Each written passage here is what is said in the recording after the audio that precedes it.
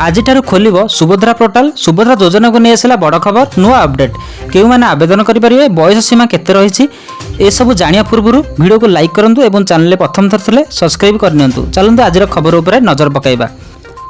आसंता काली ठारु नूतन अधिकारी सुभद्रा योजना आवेदन प्रक्रिया आरंभ।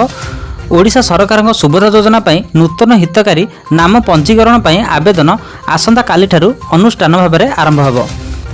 उपमुख्यमंत्री प्रभाती परिड़ा घोषणा करछन्ति जे 21 वर्ष एवं ऊर्ध्व बयसर व्यक्ति माने समर्पित सुभद्रा पोर्टाल माध्यम ऑनलाइन आवेदन करें।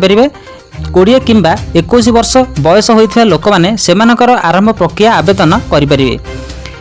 हिताधिकारी माने अनुष्ठानिक भाव में 21 वर्ष बयस होगा पर एही योजना रे पंजीकृत हेबे। योग्यता एवं आवेदन प्रक्रिया विवरणी एही ऑनलाइन पोर्टाल राज्य सारा समस्त योग्य आवेदनकारी उपलब्ध हेब। जेउठारे आदर्श आचरण संहिता वर्तमान लागू होईछि सेगुडिक छाड़ी एही योजना मुख्यतः 21 रु 60 वर्ष बयसर महिला मानकु लक्ष्य करा जायछि। हिताधिकारी कोटर बाद देवा मानदंड पूर्व जारी करा जायथिबा एक गुरुत्वपूर्ण स्पष्टीकरण रे ओडिशा सरकार कहिथिले जे अन्य राज्य किंबा केंद्र सरकार योजनार वार्षिक 18,000 टंका किंबा ताठारु अधिक पाउथिबा महिला मानकु सुभद्रा योजना अयोग्य विभजित कराजिवो।